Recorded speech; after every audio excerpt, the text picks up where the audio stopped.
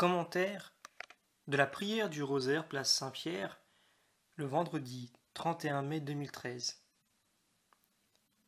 Chers frères et sœurs, ce soir, nous avons prié le chapelet ensemble. Nous avons parcouru à nouveau quelques événements du chemin de Jésus, de notre salut, et nous l'avons fait avec celle qui est notre mère, Marie, celle qui nous guide d'une main sûre vers son Fils Jésus. Toujours, Marie nous conduit à Jésus. Nous célébrons aujourd'hui la fête de la visitation de la bienheureuse Vierge Marie à sa cousine Élisabeth. Je voudrais méditer avec vous ce mystère qui montre comment Marie affronte le chemin de sa vie, avec beaucoup de réalisme, d'humanité, de sens du concret. 3 mots résument le comportement de Marie. Écoute, décision, action. Ce sont des mots qui indiquent une route pour nous aussi, devant ce que le Seigneur nous demande dans notre vie. L'écoute. Marie se rend chez sa cousine Élisabeth, d'où lui vient ce geste, d'une parole de l'ange de Dieu. Et voici qu'Élisabeth, ta parente, vient, elle aussi, de concevoir un fils dans sa vieillesse. Luc chapitre 1, verset 36. Marie sait écouter Dieu. Attention, il ne s'agit pas simplement d'entendre superficiellement, mais c'est une écoute faite d'attention, d'accueil, de disponibilité envers Dieu. Ce n'est pas la manière distraite que nous avons souvent de nous mettre devant le Seigneur ou les autres. Nous entendons ce qu'ils disent, mais nous n'écoutons pas vraiment. Marie est attentive à Dieu, elle écoute Dieu. Mais Marie écoute aussi les faits, c'est-à-dire qu'elle lit les événements de sa vie. Elle est attentive à la réalité concrète et elle ne s'arrête pas à la superficie des choses, mais elle va en profondeur pour en saisir la signification. Sa cousine Élisabeth, qui est déjà âgée, attend un enfant. Voilà le fait. Mais Marie est attentive à sa signification. Elle sait la saisir. Rien n'est impossible à Dieu. Luc chapitre 1, verset 37. Cela vaut aussi dans notre vie. L'écoute de Dieu qui nous parle et l'écoute aussi de la réalité quotidienne, l'attention aux personnes, aux faits, parce que le Seigneur est à la porte de notre vie et il frappe de différentes manières. Il met des signes sur notre chemin. À nous d'être capables de les voir. Marie est la mère de l'écoute.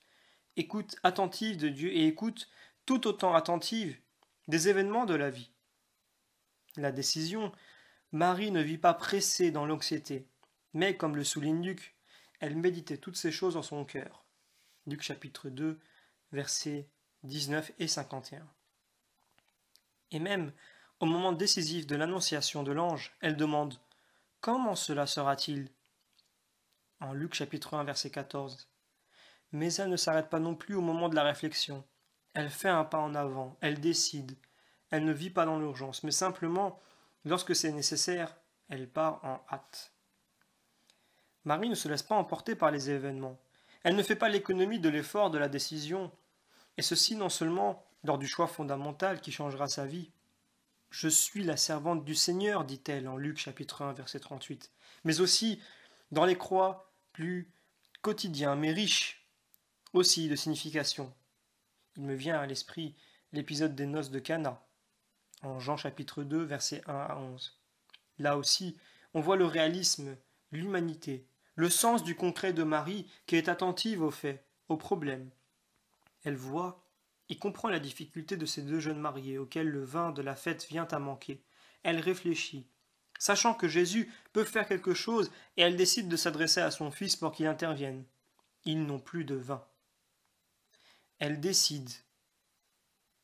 Dans la vie, il est difficile de prendre des décisions. Nous avons souvent tendance à les reporter, à laisser les autres décider à notre place. Nous préférons souvent nous laisser porter par les événements, suivre l'air du temps. Parfois nous savons ce que nous devons faire, mais nous n'avons pas le courage, ou cela nous paraît trop difficile, parce que cela signifie aller à contre-courant. Marie, à l'Annonciation, à la visitation, aux noces de Cana, va à contre-courant. Marie va à contre-courant. Elle se met à l'écoute de Dieu, elle réfléchit, et cherche à comprendre la réalité et elle décide de se confier totalement à Dieu. Elle décide, alors qu'elle est enceinte, de rendre visite à la vieille cousine. Elle décide de faire confiance à son fils avec insistance, pour sauver la joie des noces. L'action, Marie se met en route et se rendit en hâte. Luc chapitre 1, verset 39. Dimanche dernier, j'ai souligné cette façon de faire de Marie. Malgré les difficultés et les critiques que lui aura valu sa décision de partir, rien ne l'arrête. Et là, elle part en hâte. Dans la prière, devant Dieu qui parle, dans la réflexion et la méditation sur les faits de sa vie, Marie n'est pas pressée. Elle ne se laisse pas prendre par le temps. Elle ne se laisse pas emporter par les événements. Mais quand elle voit clairement ce que Dieu lui demande, ce qu'elle doit faire, elle n'hésite pas. Elle ne reporte pas, mais elle va en hâte. Saint Ambroise fait le commentaire suivant. Les lents calculs sont étrangers à la grâce de l'Esprit Saint. L'agir de Marie est une conséquence de son obéissance aux paroles de l'ange, mais unie à la charité, elle va chez Élisabeth pour se rendre utile, et en sortant ainsi de chez elle, d'elle-même par amour, elle apporte ce qu'elle a de plus précieux, Jésus. Elle apporte son Fils. Parfois, nous-mêmes, nous nous arrêtons à l'écoute, à la réflexion sur ce que nous devrions faire. Peut-être voyons-nous clairement la décision que nous devons prendre. Mais nous ne passons pas à l'action. Et surtout, nous ne nous mettons pas en jeu pour apporter nous aussi, comme Marie, ce que nous avons de plus précieux, ce que nous avons reçu, Jésus et son évangile, par la parole et surtout par le témoignage concret de notre agir. Marie, femme de l'écoute, de la décision, de l'action. Marie, femme de l'écoute, fais que nos oreilles s'ouvrent, fais que nous sachions écouter la parole de ton Fils Jésus au milieu des paroles de ce monde, fais que nous sachions écouter la réalité dans laquelle nous vivons. Chacune des personnes que nous rencontrons, en particulier celle qui est pauvre, qui est dans le besoin, en difficulté. Marie, femme de la décision, illumine notre esprit et notre cœur, pour que nous sachions obéir à la parole de ton Fils Jésus sans hésitation. Donne-nous le courage de la décision, de ne pas nous laisser porter pour que les autres orientent notre vie. Marie, femme de l'action, fais que nos mains et nos pieds se dirigent en hâte vers les autres, pour apporter la charité et l'amour de ton Fils Jésus, pour apporter comme toi au monde la lumière de l'Évangile. Amen. Chez sa cousine Élisabeth, d'où lui vient ce geste, d'une parole de l'ange de Dieu. Et voici qu'Élisabeth, ta parente, vient, elle aussi, de concevoir un fils dans sa vieillesse. Luc chapitre 1, verset 36. Marie sait écouter Dieu. Attention, il ne s'agit pas simplement d'entendre superficiellement, mais c'est une écoute faite d'attention, d'accueil, de disponibilité envers Dieu. Ce n'est pas la manière distraite que nous avons souvent de nous mettre devant le Seigneur ou les autres. Nous entendons ce qu'ils disent, mais nous n'écoutons pas vraiment. Marie est attentive à Dieu, elle écoute Dieu. Mais Marie écoute aussi les faits, c'est-à-dire qu'elle lit les événements de sa vie. Elle est attentive à la réalité concrète et elle ne s'arrête pas à la superficie des choses, mais elle va en profondeur pour en saisir la signification. Sa cousine Élisabeth, qui est déjà âgée, attend un enfant. Voilà le fait. Mais Marie est attentive à sa signification, elle sait la saisir. Rien n'est impossible à Dieu. Luc chapitre 1, verset 37.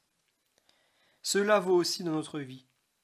L'écoute de Dieu qui nous parle et l'écoute aussi de la réalité quotidienne, l'attention aux personnes, aux faits, parce que le Seigneur est à la porte de notre vie et il frappe de différentes manières.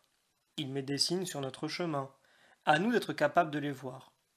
Marie est la mère de l'écoute, écoute attentive de Dieu et écoute tout autant attentive des événements de la vie. La décision, Marie ne vit pas pressée dans l'anxiété, mais comme le souligne Luc, elle méditait toutes ces choses en son cœur. Luc chapitre 2, versets 19 et 51. Et même, au moment décisif de l'annonciation de l'ange, elle demande « Comment cela sera-t-il » en Luc chapitre 1, verset 14. Mais elle ne s'arrête pas non plus au moment de la réflexion. Elle fait un pas en avant, elle décide. Elle ne vit pas dans l'urgence, mais simplement, lorsque c'est nécessaire, elle part en hâte. Marie ne se laisse pas. Nous savons ce que nous devons faire, mais nous n'avons pas le courage, ou cela nous paraît trop difficile, parce que cela signifie aller à contre-courant.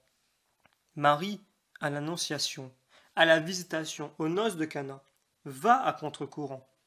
Marie va à contre-courant.